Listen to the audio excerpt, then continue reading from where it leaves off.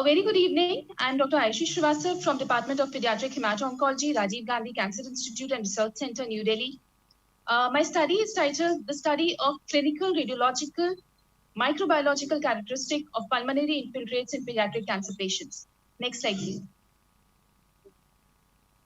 So we know that febrile neutropenia is a common cause of morbidity and mortality in clinical hemato-oncology practice.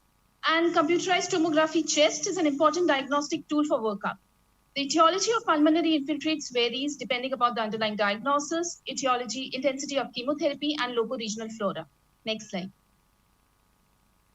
So we did this study to evaluate the clinical, radiological, and microbiological characteristic of pulmonary infiltrates in children with hematological disorders and febrile neutropenia.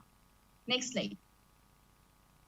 So a retrospective analysis of all CT chest scans were done in pediatric patients less than 18 years between the study period of March 2018 to May 2020, and the e-medical records were abstracted and the data was analyzed.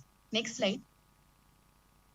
The institutional antibiotic policy for febrile neutropenia was followed, which was cefoperazone sulbactam, and as anti-aspergillus therapy, voriconazole was used as an empirically for patients with acute leukemia during induction. All these antibiotics and antifungals were modified as per microbiological and radiological results. All CTs were reviewed retrospectively by an independent radiologist.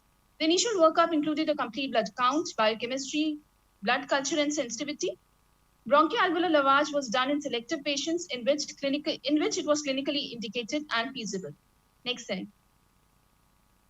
Of the 314 scans done, 112 met the inclusion criteria.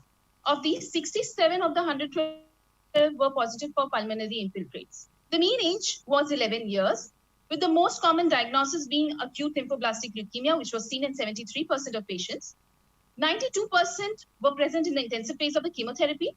Concomitant steroid was seen in 40% of patients. It was interesting to see that the chest signs were present in only 64% of patients, though the CT was positive in them. The risk factor, presence of central venous line, was an important risk factor, which was seen in all of the patients. We radiologically characterized the pulmonary infiltrates into consolidation, pleural effusion, nodular infiltrates with ground glass opacities, and nodular infiltrates without ground glass opacities, ill-defined infiltrates, and cavitary lesions. Of these, nodular infiltrates with ground glass opacities were the most common. Next slide. Of the 67 patients, in 23 patients, we could document a microbiological organism, which included bacteria in 16 of them. Of these, 10 were gram-negative, 3 were gram-positive, and 3 were tuberculosis.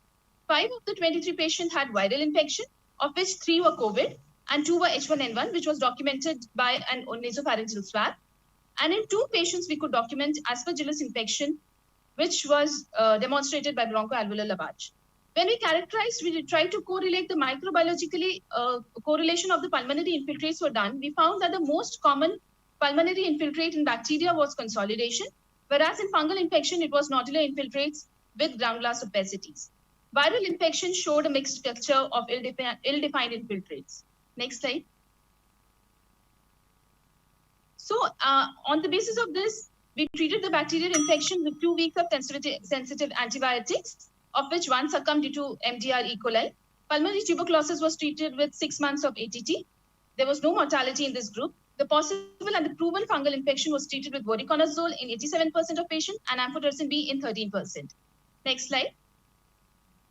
So to conclude, empirical and early use of CT scan in febrile neutropenia can give important insight about the possible etiology for appropriate and timely management, leading to better outcome. Next slide. Thank you.